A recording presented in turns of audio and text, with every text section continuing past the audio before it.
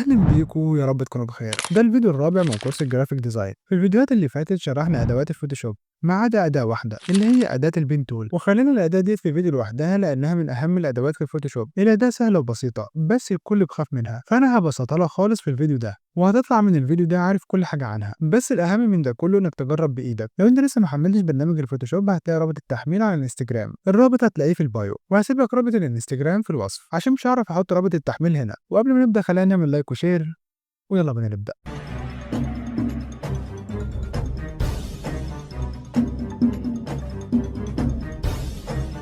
فكرة أداة البين تول ببساطة هي أداة من خلالها بنضيف مجموعة من النقط بحيث نكون شكل أو نحدد شكل أو عنصر معين في التصميم. وتعالوا نشوف ازاي. مثلا لو عندنا لوجو زي ده وعاوزين نعرف اترسم ازاي، هنحدد أداة البين تول ومثلا هنرسم الجزء ده من اللوجو. هنيجي على أول الشكل ده ونحط نقطة بالشكل ده. بس لما تيجي تحط نقطة ما بتحطش نقطة كده وخلاص، لا انت بتضغط وتسحب في اتجاه الشكل بحيث يطلع من النقطة عمودين بالشكل ده. العمودين دول مهمين جدا في التحكم في شكل المنحنى بعد كده، وهنشوف ازاي دلوقتي. بعد كده هنروح عند بداية المنحنى واحط نقطة تانية بالشكل ده، وهتضغط وتسحب برضو لحد العمودين ما يظهروا معايا.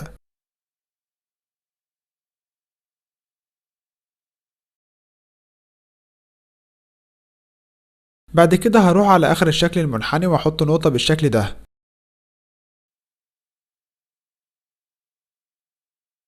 واسحب في اتجاه المنحنى بالشكل ده على قد ما اقدر وبعدين اسيب. بس احنا كده محتاجين نعدل في شكل المنحنى ده.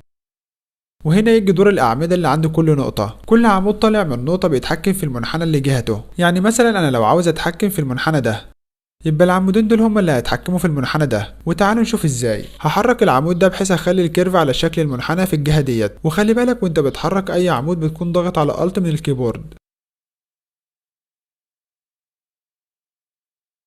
عشان يتحرك معاك. وبعدين هروح على العمود اللي في الجهة التانية واضغط الت وابدأ احرك العمود بحيث اخلي الكيرف على شكل المنحنى بالشكل ده. بعد ما ظبطته هروح اضيف باقي النقط واكمل الشكل.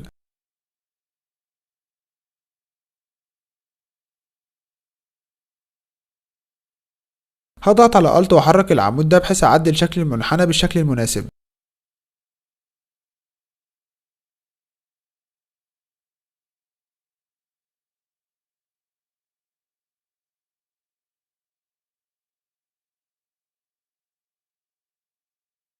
هضيف نقطة هنا واضغط على الت واعدل في شكل المنحنى بالشكل ده عن طريق تحريك العمودين الخاصين بيه.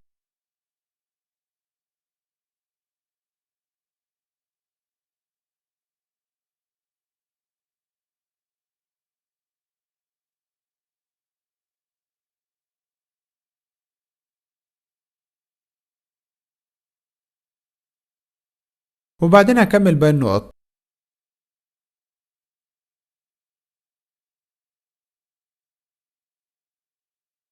طب لما اوصل لاخر نقطة واقفل الشكل بالشكل ده الاعمدة بتختفي. ايه الحل؟ عشان تظهر الاعمدة تاني هتضغط على كنترول وبعدين تضغط على النقطة اللي انت عاوز تظهر عندها الاعمدة بالشكل ده،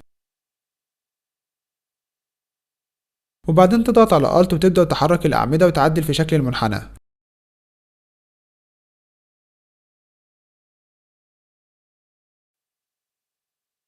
بس يا سيدي، وبكده كونا الشكل. بعد كده عاوزين نلونه مثلا، فهنضغط على كنترول زائد انتر عشان يعمل لي تحديد بالشكل ده. بعد كده من هنا هنختار سوليد كولر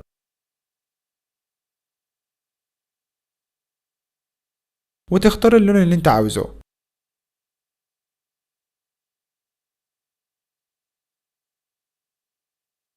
وبكده كونا الشكل. ودي فكرة أداة البين تول بكل بساطة. في الفيديو الجاي هنحل المشاكل اللي بتواجه كل مبتدئ عاوز يتعلم الفوتوشوب. ما تنسوش اللايك والاشتراك في القناة، وبس كده، في أمان الله.